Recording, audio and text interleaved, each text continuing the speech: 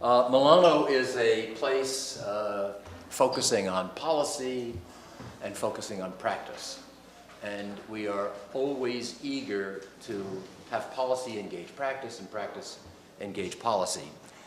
And we're enormously fortunate in being in the city with the riches of that city and the opportunities it affords for enabling us to bring really important people who make a difference in our lives to the university.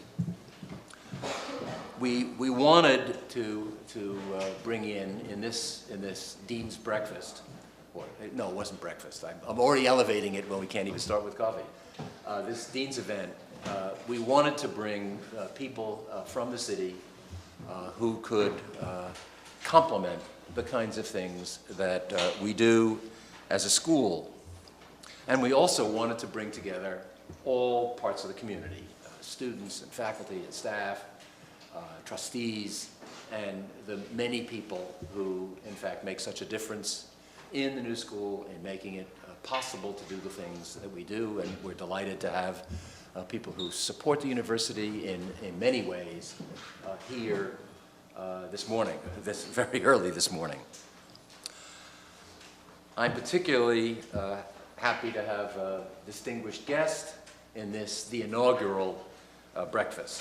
Anybody who follows New York politics knows how important Howard Wolfson is to our well-being and to the well-being of our fair city, if I may quote Click and Clack, the Tappet brothers, who speak of Cambridge in that way, but I think New York is really the fair city.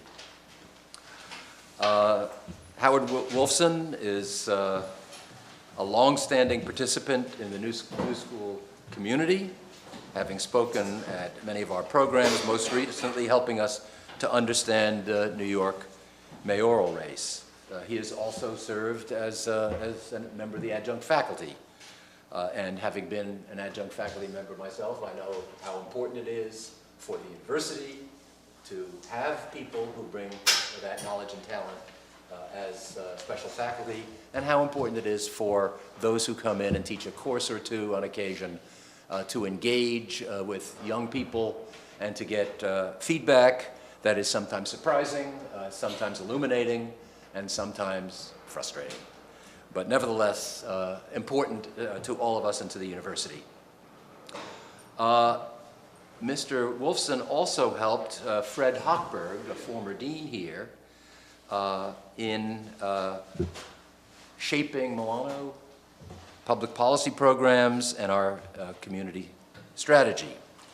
I confess that I had the good fortune to attend a board meeting of the Citizens Budget Commission and had the opportunity to hear Howard Wolfson, and that clearly persuaded me that he was just the ticket and just the person that we needed to address us.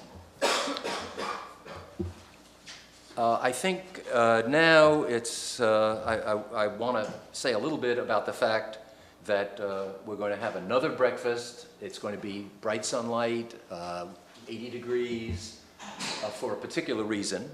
The next talk will be on Thursday, February 10th at 8:15 or 8:30?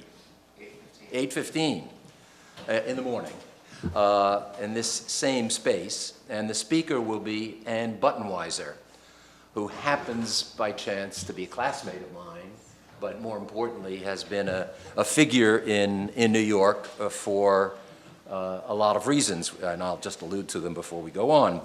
Her talk is called The Floating Pool Lady, AKA No Good Deed Goes Unpunished. And it will be about her work, if you remember it, spearheading a fascinating program of floating swimming pools, I think in barges that were transportable around the city. It's a fascinating urban management topic, and I'm certain it will be a great program. But now it's really my great pleasure to introduce Howard Wolfson, Deputy Mayor of our city. Thank you for that overly kind introduction. read just the way we wrote it back at City Hall.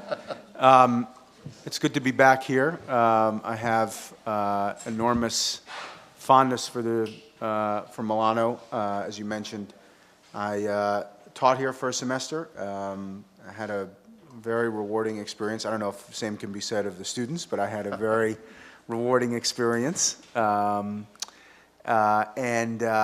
was a consultant here, and so it's good to be back. I would have tried to be back in better weather circumstances. I'm impressed that all of you have come out on such a dismal day. I'm not sure I would have made the same choice to see and hear me, but I'll try to do the best that I can to reward your persistence.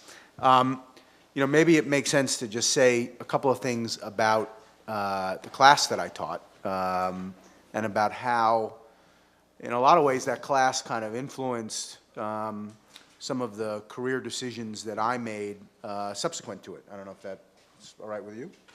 Do that? And Everything's right with me. Good. We take questions. The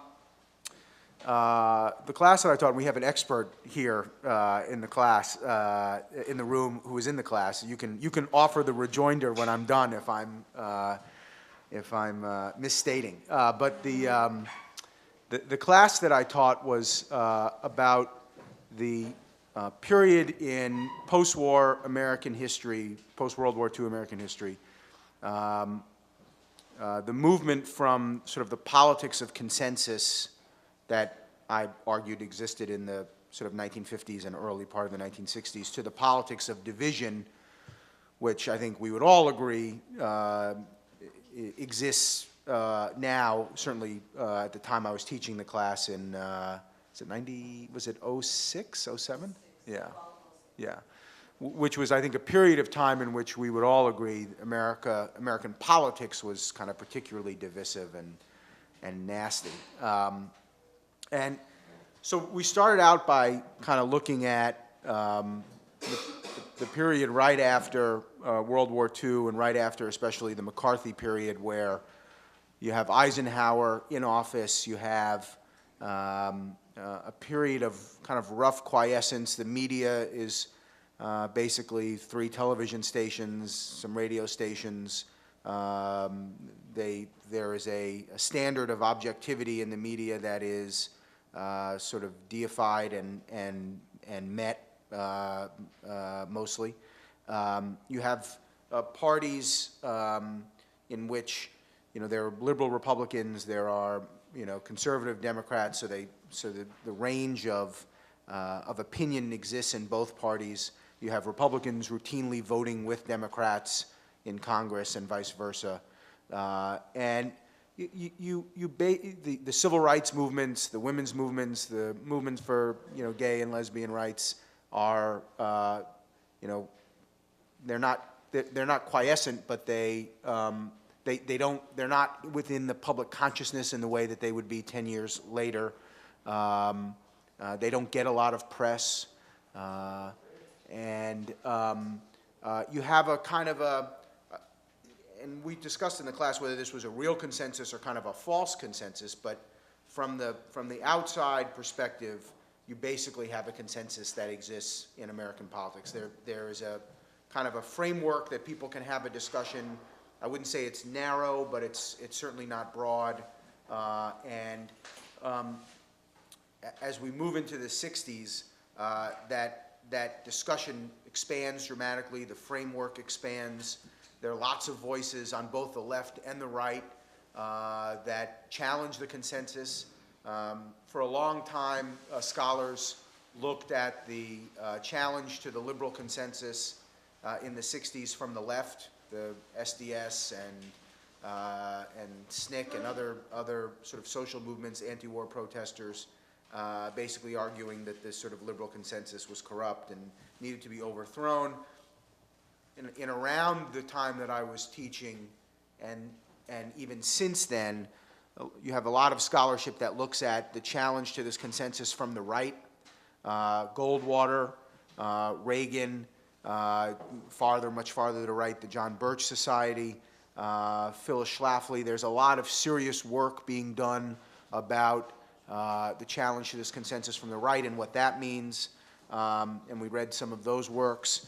And then with the rise in the 90s and certainly now of the proliferation of new media on the internet, on cable, you basically have an outlet for any point of view. Any point of view can kind of narrowcast on the web, or narrowcast, not quite narrowcast, but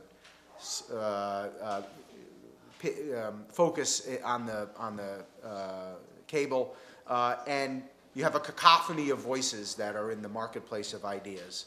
And the result of that, in some respect, is a real politics of polarization, where those of us who are on the far left or left, there are websites, there are cable shows that we can watch that kind of reflect our point of view, reflect and amplify. Same thing on the right. And what you have missing is this kind of vital center, to use Arthur Schlesinger's term, around a shared set of ideals and goals. Now, again, one of the tensions we had in the class, or one of the discussion points, was how much of this actually reflects the citizenry, and how much of it actually reflects the voices who are loudest and at the far extremes. And I think that's a debate worth having. But I think it is certainly fair to say, when you look at voting records in Congress, when you look at the ways in which parties nominate their candidates, the voices on the farther right and the farther left are certainly louder, more predominant than they were America circa 1955 or 1960 or 1965. And in some respects, that's kind of a good thing. I mean, the civil rights movement, from my perspective, civil rights movement, women's movement for gay and lesbian rights, these were all very positive things in American history that came out of the fall of this kind of consensus. They, as I said, they were quieter in the 50s, didn't get a lot of attention from the mainstream press, and then in the 1960s they kind of explode in a good way, I think. But I think, today the question that we were asking ourselves is, how much division is a good thing? How much consensus is a good thing? Where do you kind of try to draw that consensus at what point in the spectrum? After that class, and if you're in politics, this was all very much on the minds of those of us practicing in politics, about appealing to the base on either side, exacerbating, whether one was exacerbating some of these tensions. I found myself in a position to work for Mayor Bloomberg when he was running for re-election in 2009. And when I was first offered the opportunity, this was after I'd been in the Hillary Clinton campaign for a year and a half.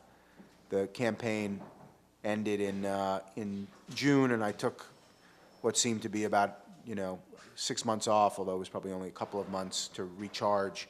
And I was approached in the fall by sort of Team Bloomberg about coming on and helping his reelection. And the first thing I said was, are you aware of some of the things that I've said about the mayor? Because some of them have not been all that kind over the years. And they said, absolutely aware. The only question we care about is whether or not you think he's the right guy for the job now. And I said, absolutely. I had really come to see that he had done an extraordinary job as mayor, in my opinion. And I also sort of saw an opportunity to work for somebody who was kind of neither a Republican nor a Democrat, but combined some of the ideas of both, was not necessarily constrained by party orthodoxy in one direction or another.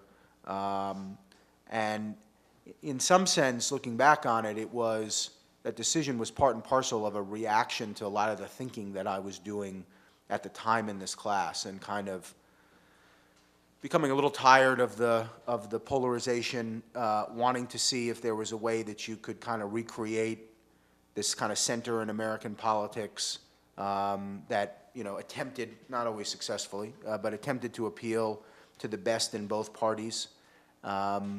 And so I took up the opportunity and did it. And I think, parenthetically, I think one of the reasons that Barack Obama was elected in 2008, one of his great selling points was that he understood that people were tired of this kind of polarization, and they were looking for somebody to transcend some of these differences and bring people together. And that was a lot of what endeared him, I think, to voters.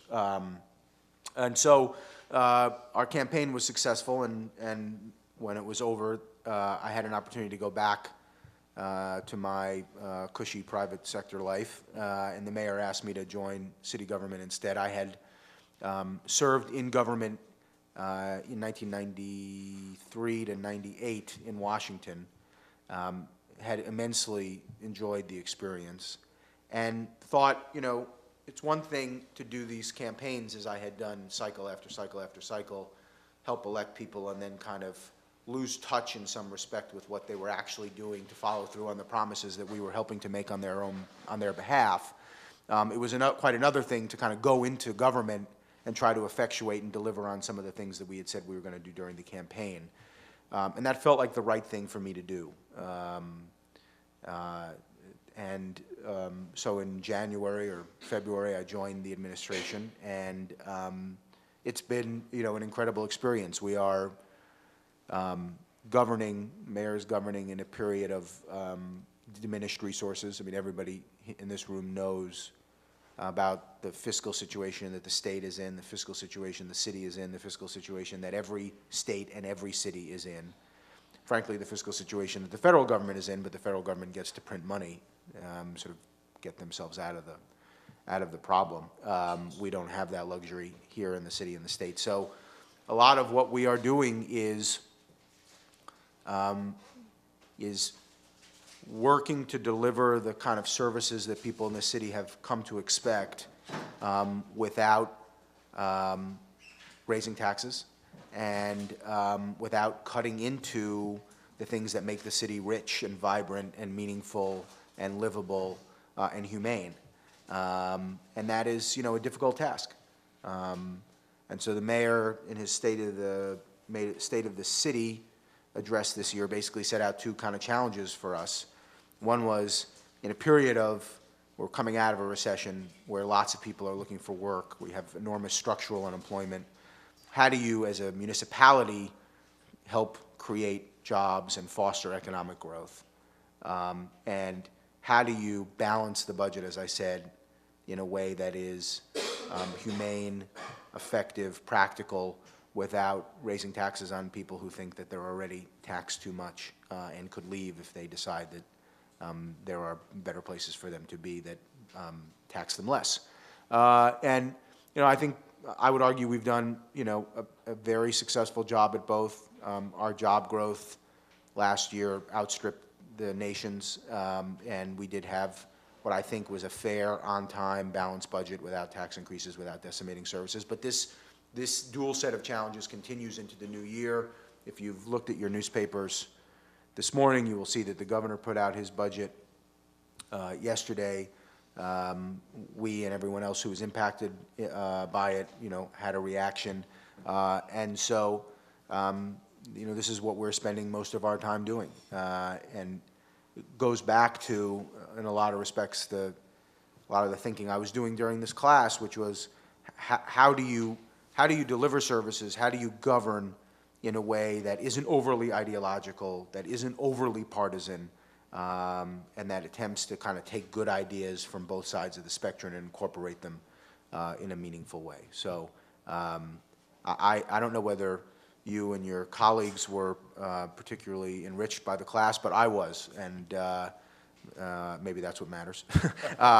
And it did really help shape a lot of my subsequent thinking about my own career and about politics, both in the city, in the state, and around the country, and about how, if you are an engaged person in our democracy, how you want to use that engagement to try to make the world a little bit better place. And one of the things that I was so impressed with the students that I taught was that, for whatever reason, whatever motivation, they were all basically here to make the world a better place. And people do it in different ways. As I said, the motivation is different. They come out of it with different experiences. But, you know, in a democracy, you need people like that. You know, you need people who are thinking critically and thoughtfully about some of these issues and about how to apply what you learn here to government. In a lot of respects, my class was at least somewhat unique in that it was really in a lot of ways more of a history class than it was a lot of other classes that are taught here. But my hope was that by kind of looking at polarization in our politics and about how that occurs, the people going into government, either on a political side or a policy side, would be able to kind of navigate some of those waters effectively. Because while we work in a obviously a rigorous policy environment, we work in a very rigorous political environment, and those two things are constantly intertwined. And so, if you kind of don't know the politics and the history of the politics, you don't know how to deliver policy. I'll stop and take questions, but we were attempting, we were negotiating. I can't say who, but we were negotiating an issue with a group of stakeholders. And one stakeholder said, you know, look, let me explain to you why this is controversial. You have to look at the history of this issue. And he then proceeded to kind of give a 40-year history of this particular concern, and about the different stakeholders on different sides, and about why people took the positions they did, and about why they're kind of, some people are locked into the positions they are now. It's really based on some of the things that occurred 20, 25 years ago. And reminded me of the sort of Faulkner line, you know, history isn't history, it's not even past, or something like that, if I'm misquoting. You probably heard that.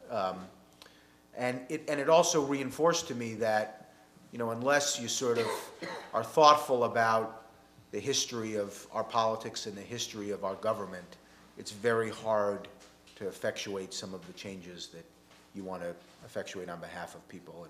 And so I guess with that, I'll take questions on anything that I just said or any other topic you want to talk about. Thank you. This is being taped, and consequently, if you have a question, if you'd go to the microphone.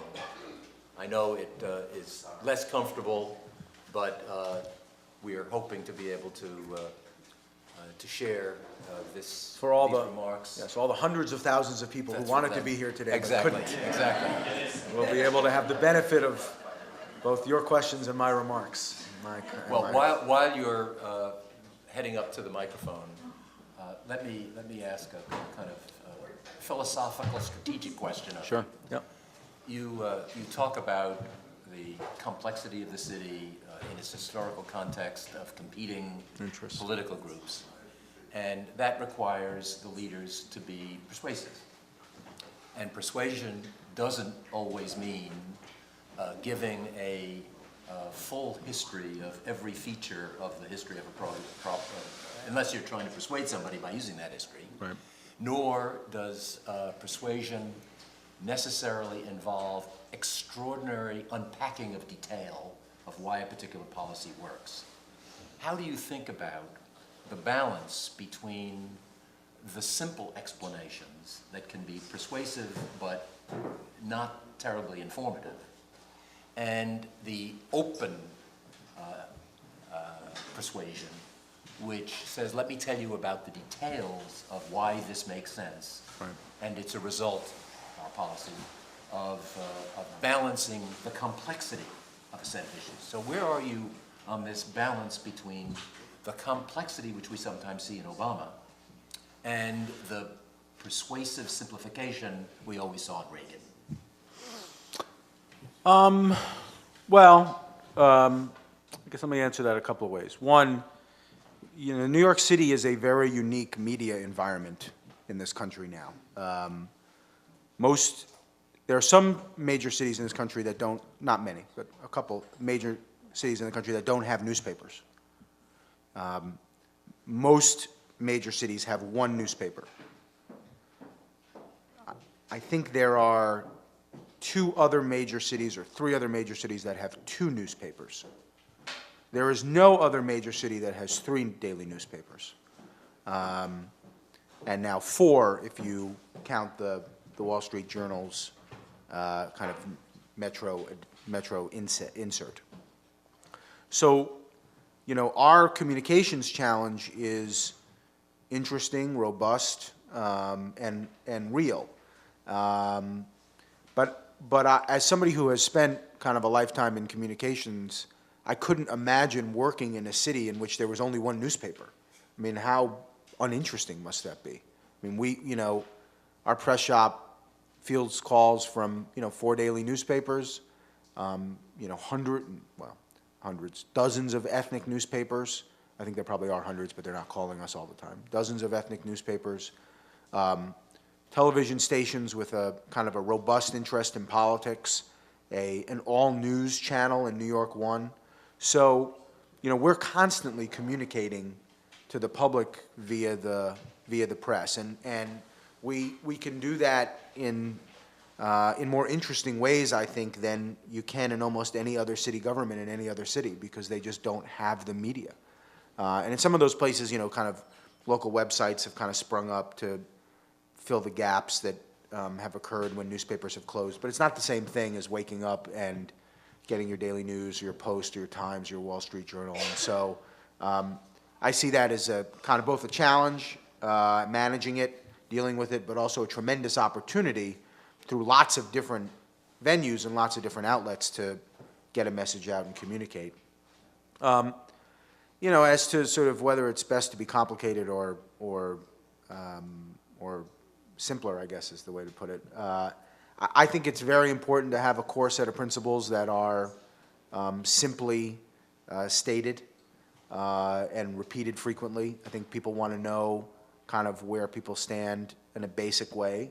But then I think people are generally smarter than a lot of politicians give them credit for being, and I think people can understand some degree of complexity, and I think explanation is also an important thing. And so, I don't think you can really do one without the other. There have been perhaps people who've done one successfully without the other, but I think generally speaking, elected officials at their best can do both at different times, and people should have a general set of bedrock principles.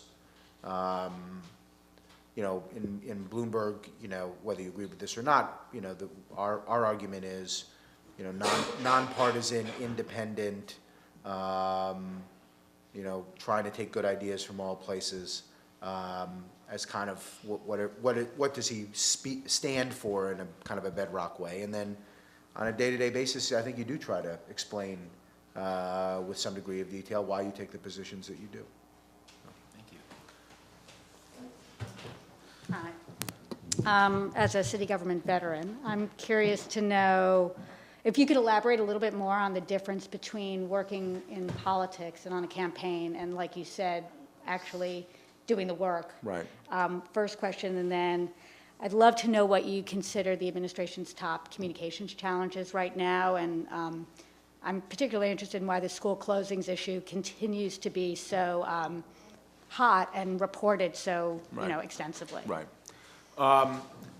So the first question. So my kind of career is this mix of government, to the extent I have a career, is the mix of government and campaigns, government and politics. And I started out working in the House of Representatives.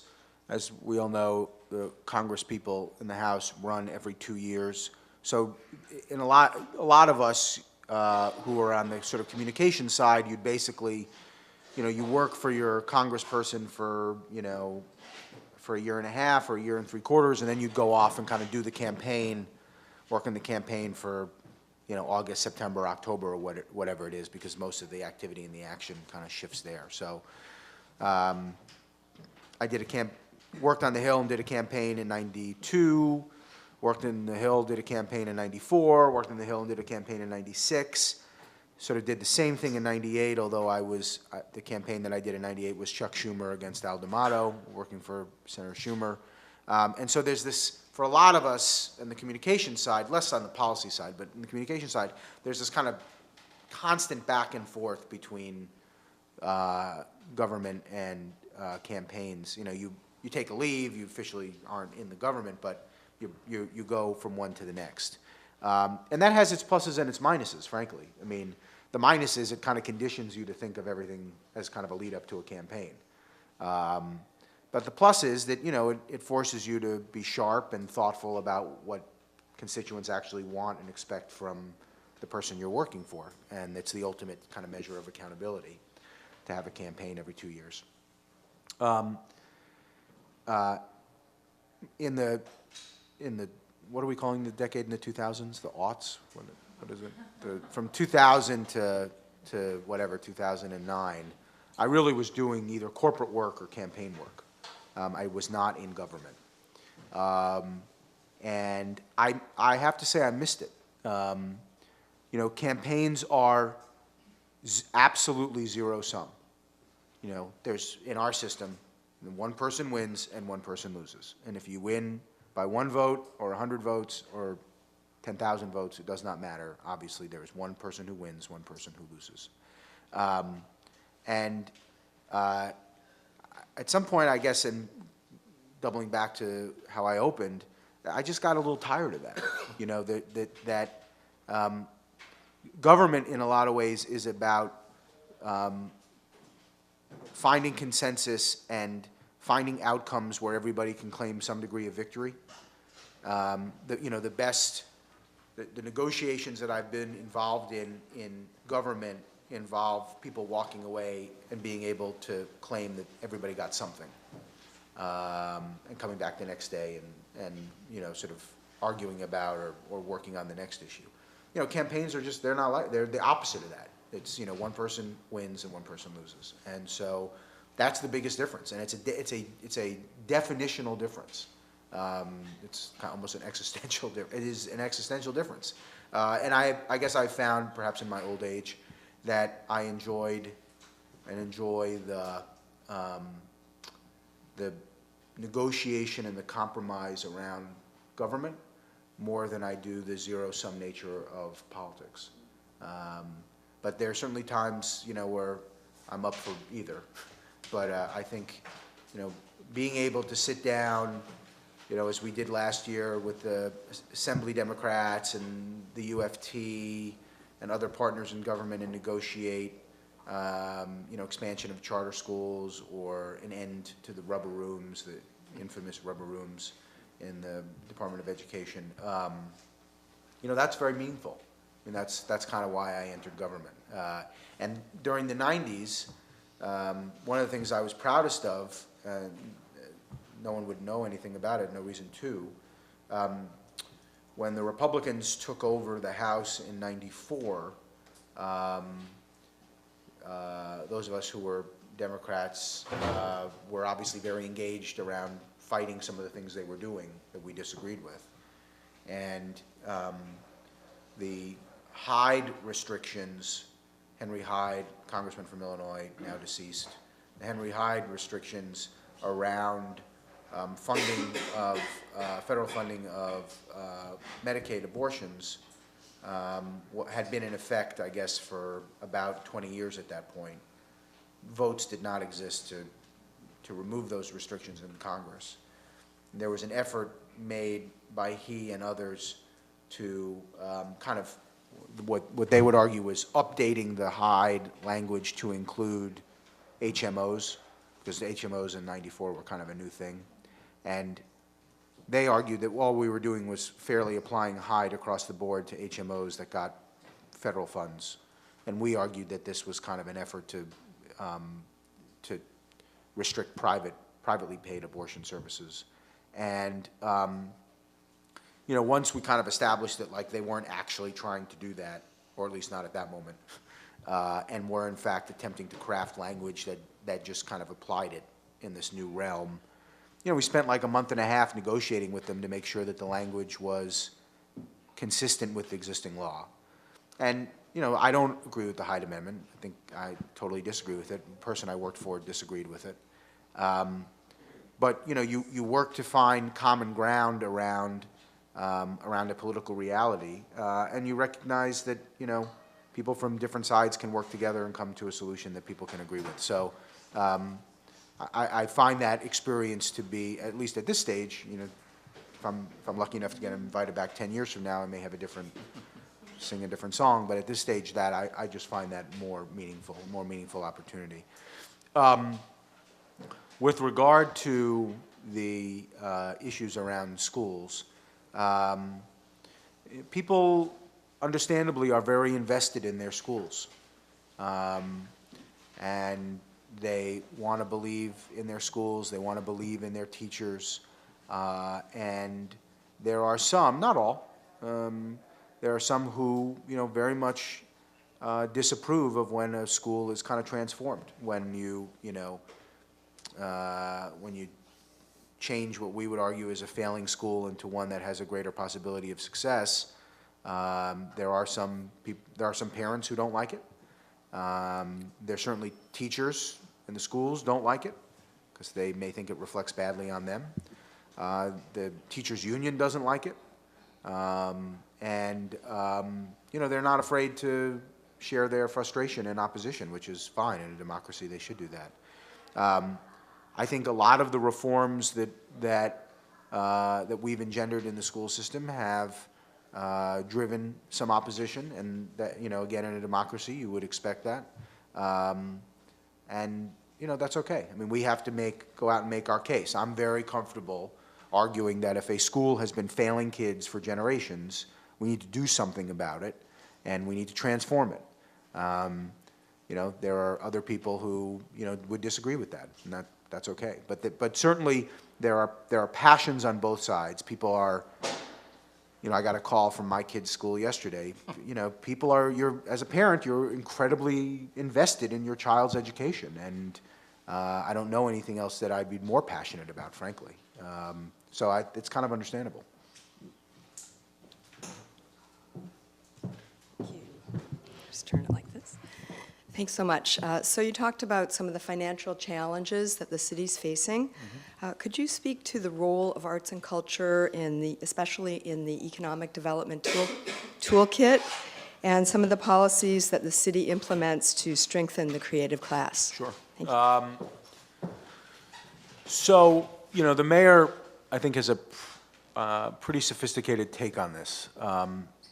He argues that we're not necessarily competing with other cities in America so much as we're competing with other cities around the world. So if you are, you know, bright, energetic, career-minded, hardworking, ambitious, as all of you are, or you wouldn't be here, you have a choice of, you know, what city you want to live in. You know, where do I, regardless of where I've come from, where do I want to go? Or if you live in New York City, where do I, you know, if you've grown up here, where do I want to stay?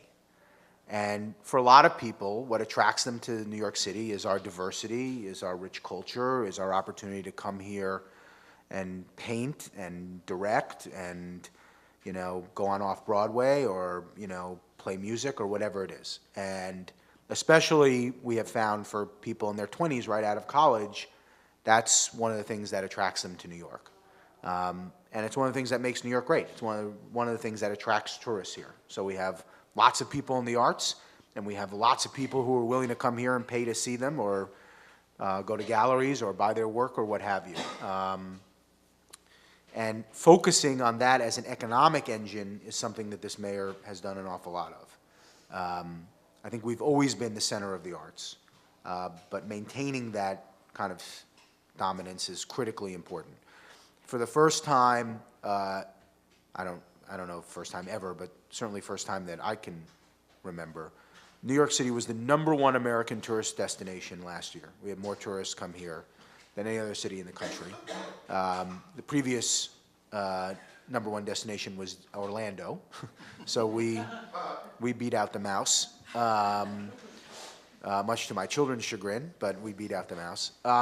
And, you know, sort of why does that matter? Like, that's just not just a bragging right. It means enormous numbers of jobs for people in the arts, for people who work at hotels, for people who work in restaurants.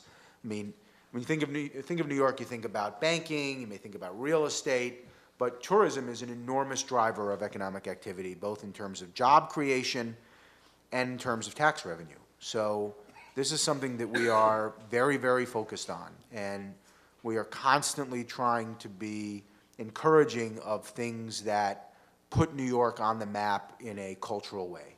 So, you know, whether it was the gates in Central Park or the waterfall under the Brooklyn Bridge or statues around Madison Square Park, or, you know, swimming pools on Park Avenue. You know, we are constantly attempting to drive people here from other places by doing things that are interesting and supporting culture.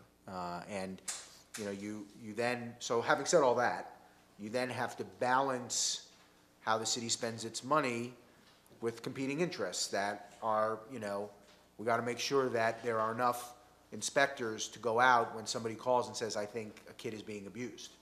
You know, you want to make sure that you have enough teachers so that kids aren't stuck in a classroom of too many students. You want to make sure that essential services are delivered and that homeless people are taken care of. So it is a competing interest among many important competing interests. But it's a critical one because it really does drive so much of our economic activity, and we are very well aware of that and very focused on it. So I don't know if that quite answers the question, but. You have to come up here.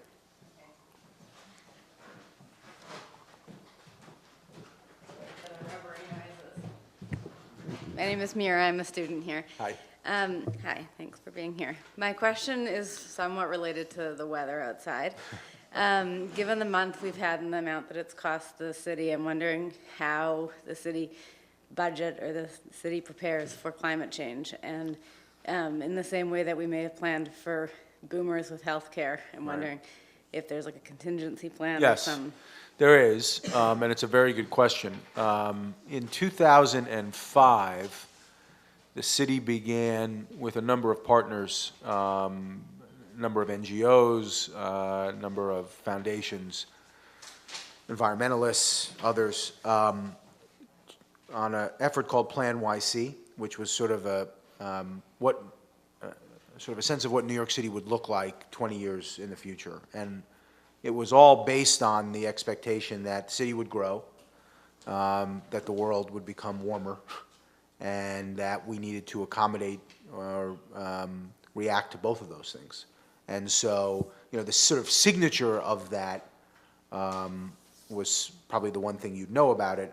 You may know more, but one thing the average person would know about it was the effort to have congestion pricing, which was designed to, you know, reduce, among other things, you know, traffic obviously in the center city, but the amount of pollutants that were going into the air, and improve public transportation. And that was not successful. But a lot of the things that we have done and initiated have been very successful. And a lot of them are very small things. I mean, I know this only because we were required by law to update the plan every 4 years. And I think in 2005, they didn't necessarily anticipate that we'd be updating our own plan, but here we are. And so I've gone around to these meetings with different stakeholders around the 5 boroughs and kind of present what we've done and talk about where we're going. And, you know, a lot of it is things that you might not notice but have a real impact, like we've, you know, planted enormous numbers of trees. You know, we tried to build things that you know, when you build a median in the street, you want to soak up the water rather than build it so that the water runs and, you know, creates problems in the sewage system. You know, bike paths, things to encourage people to, you know, use alternative transportation. So, you know, we are, from a city's perspective, I think we've been as thoughtful as any city has been on this. I mean, obviously there's some cities, Boulder, Portland, that have really been leaders in the area. We've been an absolute leader in the area. And this past year, the mayor became the head of an organization called C40, which is a group of mayors from around the world who are attempting to deal with climate change, environment, in a kind of responsible, far-seeking way, far-thinking way. And you know, while we focus on the kind of day-to-day of how are you delivering services, how you're dealing with the budget, we are also trying to think thoughtfully about, what the city looks like in 2020 or 2030 or 2040. I think in a way that, some other cities are, but most cities are not.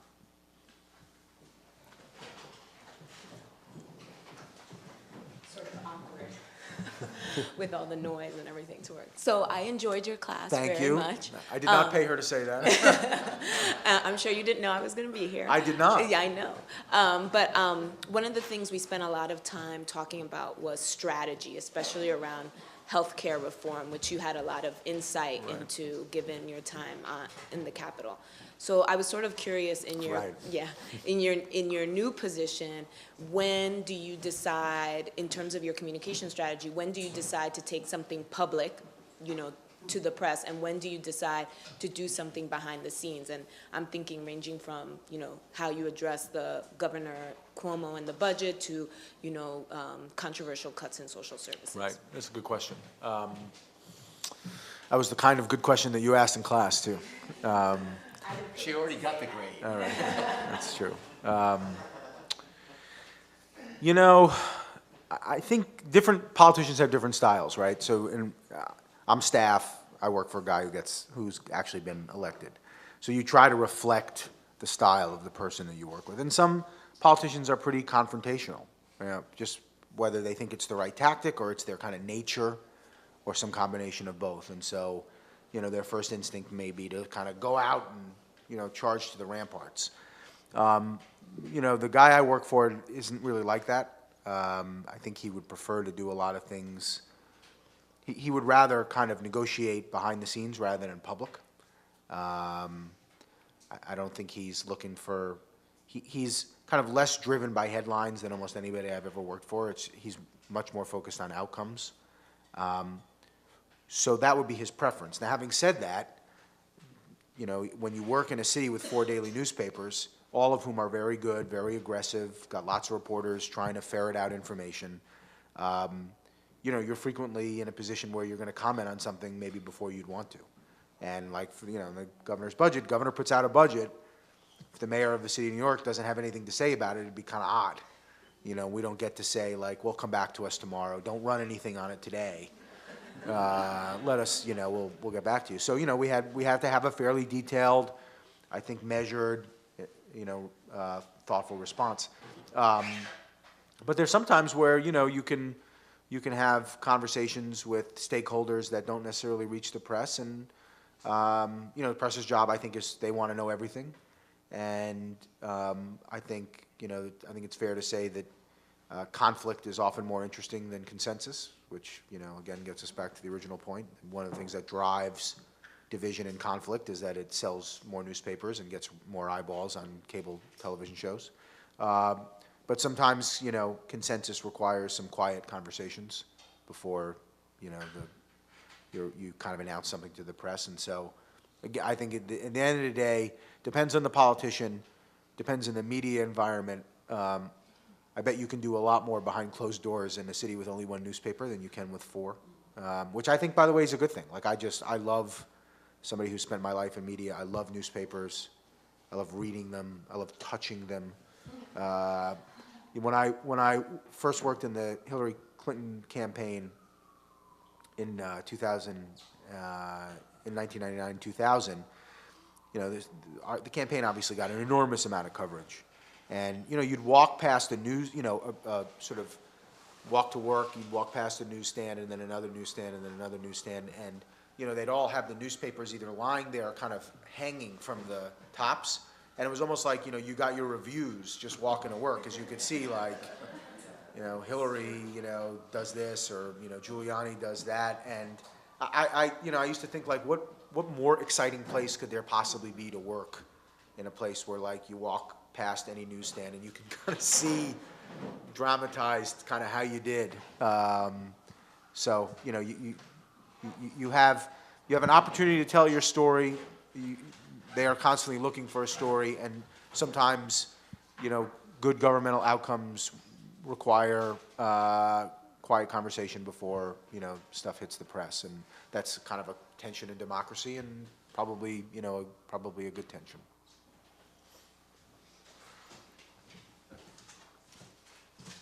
Good morning. Morning.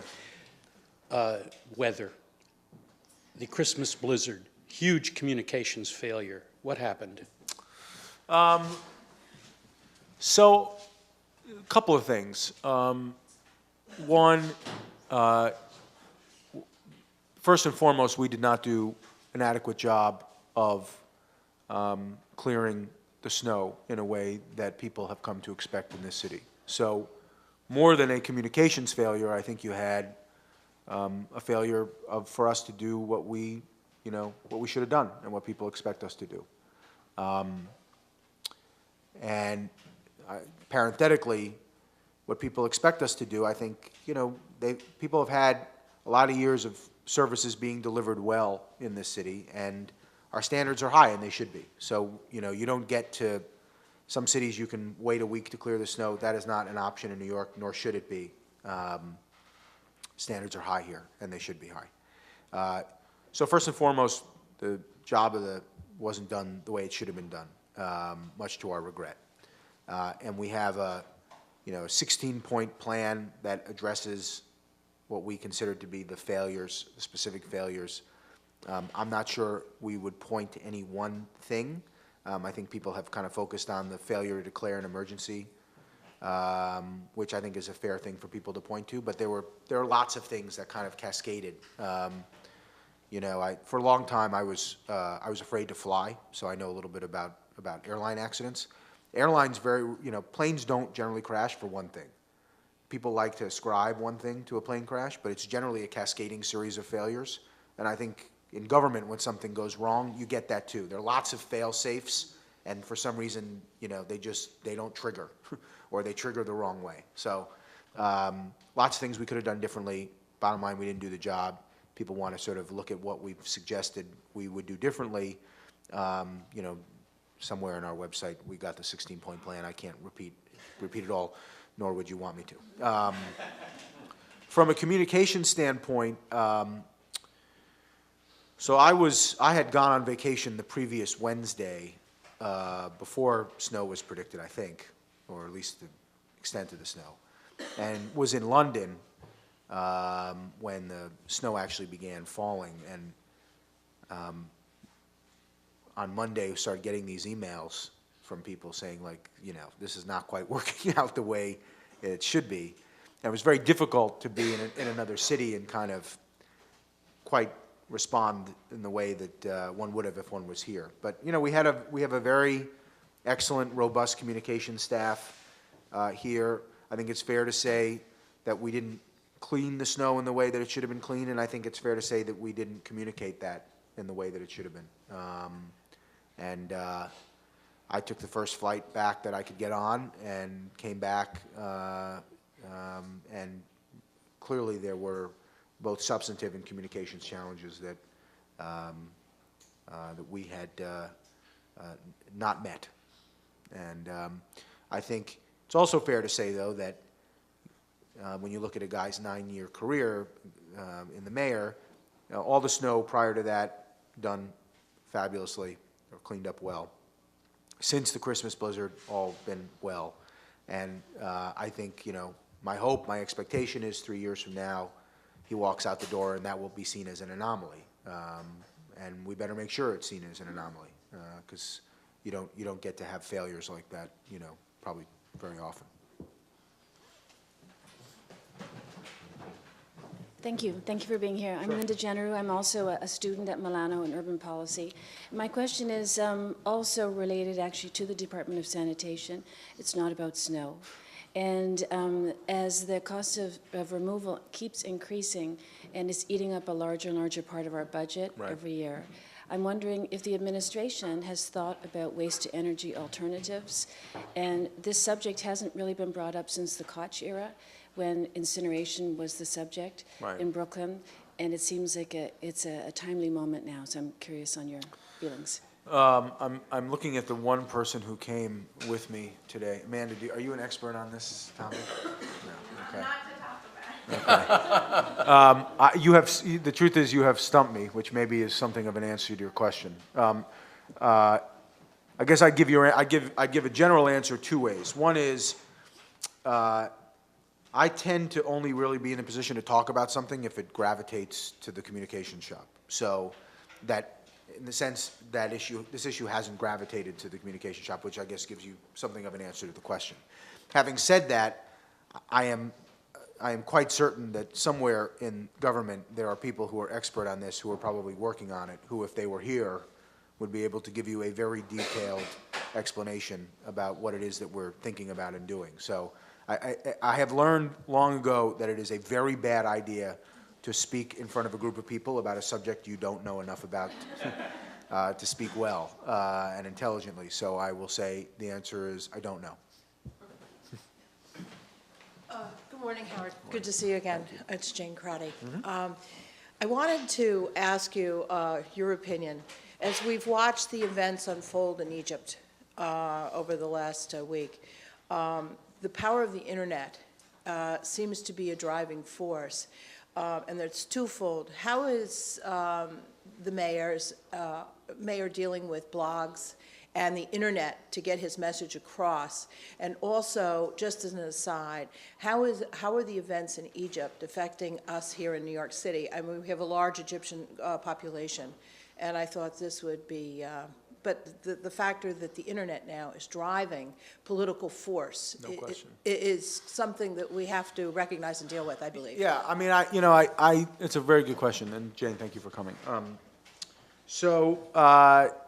Howard Dean kind of harnesses the power of the internet in 2004 in ways, 2003, 2004, ways that, we all are familiar with, propels his candidacy up to a certain point where it doesn't, and he is not the nominee. 2008, Barack Obama is able to harness the power of the internet in ways that, Howard Dean probably couldn't even contemplate, just given the changes in the internet in 4 years, is able to raise an enormous amount of money online, and is able to propel his candidacy and communicate with his people who support him, with his supporters, in ways that would have been unimaginable, right? So we on the Hillary campaign, our kind of efforts to use the internet were a step behind his, at least initially. I think by the end of the campaign, we had kind of caught up in some respects. We ended up raising a lot of money online by the time the campaign was over, but, the Obama campaign were the masters of this, and I think it's fair to say helped propel him to the presidency. You have an enormous number of blogs at a national level, those on the right, those on the left, who are constantly offering commentary and discussion about national political issues. I have to confess that I spend less time on them today than I did in 2008.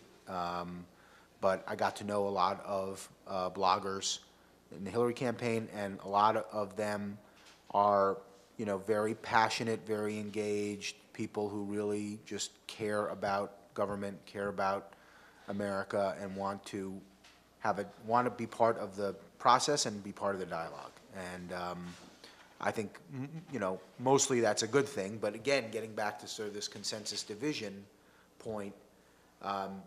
When you are able to kind of, when you're looking for kind of a niche rather than the broadest possible area of communications, it does have an impact on governing and has an impact on elections. Interestingly, or maybe uninterestingly, there are many, many, many fewer blogs that focus on state and local affairs than at national level. I don't know what the ratio would be, but it would be a significant ratio of blogs that focus on national affairs versus blogs that focus on local affairs. I'm not talking about like, sort of news. I'm talking about real political opinion. There are some, but they're not comparatively as many. And so a lot of how we were engaged with the internet in the Bloomberg campaign in 2009 was through Facebook, MySpace, which, I think now MySpace, every time I go to look at a band on MySpace, the page has disappeared. I don't know what's happening with MySpace, but I think it's it is perhaps falling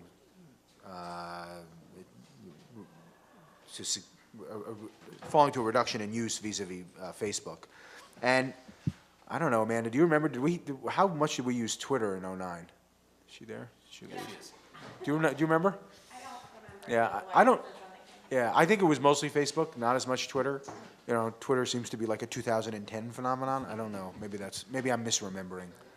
Actually, I am misremembering. We did use Twitter, and I used Twitter. I used to tweet the campaign. And by the way, I love Twitter for whatever it's worth. I like the brevity of it.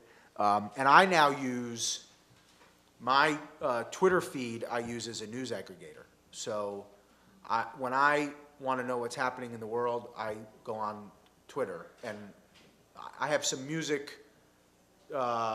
Some folks I follow because I'm interested in music, but most of the people I follow are political, either news or opinion. And you can just, like watching this in Egypt, I haven't been watching, and admittedly, I'm missing something by not actually watching, but I'm not watching CNN, I'm not watching MSNBC. I am literally, when I want to know about Egypt, I follow my Twitter page, follow the Twitter feed. And there are a lot of great people who are tweeting from there and retweeting other people who are tweeting from there. So for whatever that's worth, I don't quite know how that happened, but that's now how I get my news. Administration is, obviously doing everything they can to say the right things. That it probably doesn't make a lot of sense for a mayor to wade in on something like this. I mean, the stakes are very high.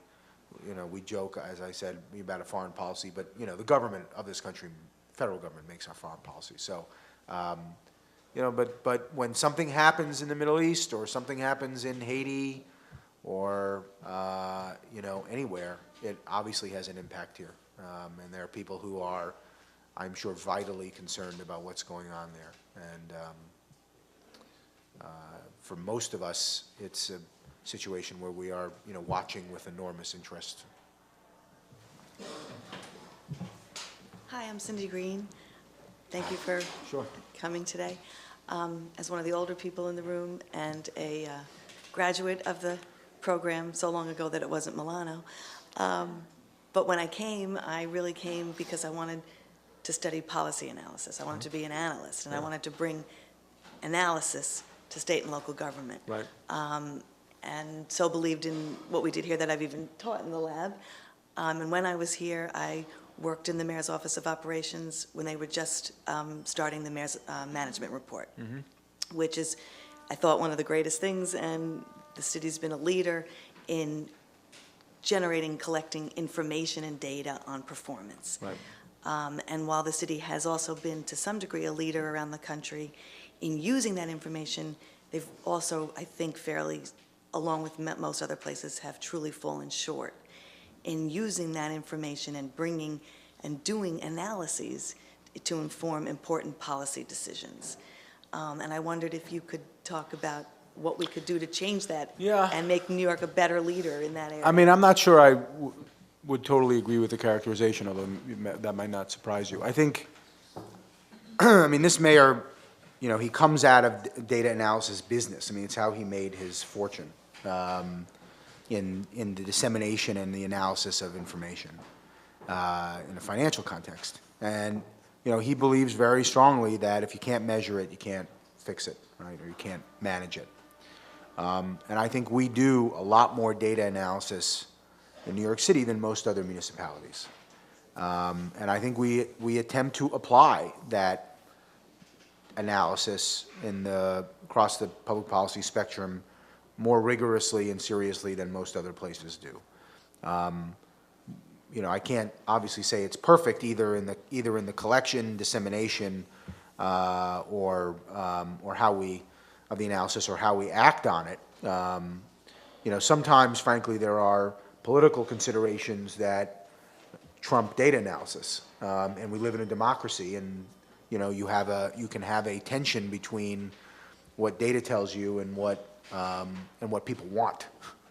And I am frequently in the position of attempting to convince people that something they believe in, that they should believe something differently because the data tells them something different. And, I mean, that's okay, that's a discussion worth having, but, you know, the mayor might be very unhappy to hear me say this, but, you know, I think data is a tool in the arsenal. I do not think data needs supersede every other consideration in a kind of a well-functioning democratic municipality. But having said that, I think we do more in terms of getting data and using it logically and appropriately than almost any other. I can't imagine there's any other city in the country that does more with data than we do. And I think, you know, there was one program, most of the money was from private monies, but the mayor instituted a program that attempted to reward certain behaviors with cash stipends. And, you know, it was a very rigorous data analysis of that. And I think we found, you know, it was not a failure per se, but not all of it worked in the way we wanted it to. And, you know, the program was significantly scaled back, I think, if not, I don't know if we've quite eliminated it. But so, you know, we're willing to look at outcomes and, you know, attempt to, you know, change public policy based on them. There are very few other places that will, you know, eliminate a program based on analysis that comes back and demonstrates it hasn't been successful. I guess the only other thing I would say is, you know, not everything lends itself to data analysis.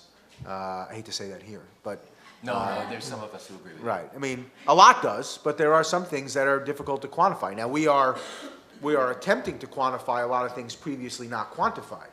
And to get back to the question about the controversy over schools, one of the things that has been controversial is we are attempting to, you know, we're attempting to rate teachers, we're attempting to rate schools, we are in the business of measuring results in our educational system, which, you know, is a fairly new phenomenon and not always welcomed by people who are being graded or tested or judged. But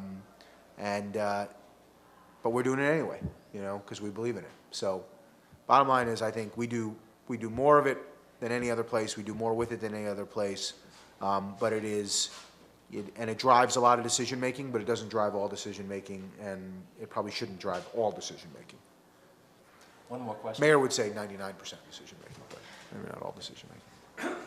Thank you very much. I'm Sure. sorry, I apologize if this question has already been asked because I was delayed coming in, but a question getting back to educational policy about, given the drastic budget cuts that are coming down the pike very shortly, and some of the controversy that's going on about the establishment of new charter schools. Yep. I'm just curious, how much of the current budget is allocated, goes into a new charter school being started? And if so, shouldn't that, I mean, if there are cuts coming down already, should we, is it a possibility to back off the establishment of the charter schools to look at shoring up some current schools that might be in danger of failing? Right. Fair question. Let me take just a second to sort of talk about the budget. So, you know, a couple of principles. The governor, I think, inherited a dreadful situation, inherited a mess, is attempting to deal with the situation that he found in Albany in the best way he can. So he has an enormous set of challenges in front of him. And there are significant cuts in education in his budget, but, you know, he has a significant budget gap to fill.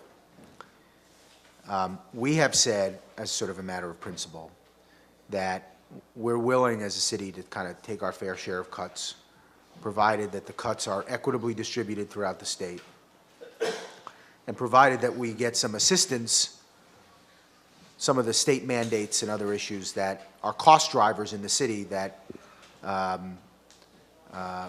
wouldn't cost the state any money to fix. We were, the governor's budget, unfortunately, in one respect, didn't provide the equity because the state revenue sharing portion of it zeroes us out. That may be the governor. The state revenue. Beamed straight to it. Exactly. The state revenue portion of the budget was zeroed out for New York City. Other cities only got a 2 or 3% cut, so that is not equitable. we should not be zeroed out. We're the only city zeroed out. And we didn't get some of the mandate relief we were looking for, especially with regard to pension costs, which are a huge driver of our costs. And if anybody is thinking about going into government, one of the challenges that you will face is the challenge of pensions, which have risen enormously for every state and city in the country in the last 10 years especially. And so, we now engage in a process with Albany, a respectful process that hopefully results in a fair, outcome for everyone. So that's the kind of context that this is occurring in. The cuts that are, the cuts from the budget in Albany, if not ameliorated in some form or fashion, whether reduced as cuts or offset with some mandate relief, will cost the city over $1 billion and would require, we believe, laying off teachers. I should say both of my parents were teachers. I have 2 aunts that were teachers, and my stepmother's a teacher. And I remember in the 70s what it was like when you had constant threat of layoffs, because my home was sort of dominated by teaching. And it's a very unsettling thing. It's very unsettling for teachers, it's unsettling for students, it's unsettling for the system, it's unsettling for families, but here we are. We have a major deficit. We believe that charters provide options for parents in neighborhoods where there might not otherwise be quality options for schools. We know there is some disagreement about this. Having said that, less than, I think, 5 and maybe 4% of our students will go to charter schools. So we are talking about a very small cohort of kids. And again, parenthetically, I spent a lot of time last year negotiating the deal on the rubber room, which is where, teachers who are up on charges go, so they're taken out of the classroom. Less than 1% of the teachers fill that cohort. So I joked last year that I'm spending all of my time talking about less than 5% of the kids and 1% of the teachers. And that's not a good way to make public policy, in my opinion. So are we going to continue to open charter schools? We're going to, because we think that they provide options. Would closing them fill the budget gap? It would not, because they represent such a small portion of schools, such a small portion of students. Do we hope that we can figure out a way so that at the end of the day, we don't have to lay off teachers? That's the goal. And, we have a way of doing that. There may be other ways of doing it. And this is sort of, going to be the topic of enormous conversation in the next, 3 or 4 months until we get a budget. I want to thank you from all of us.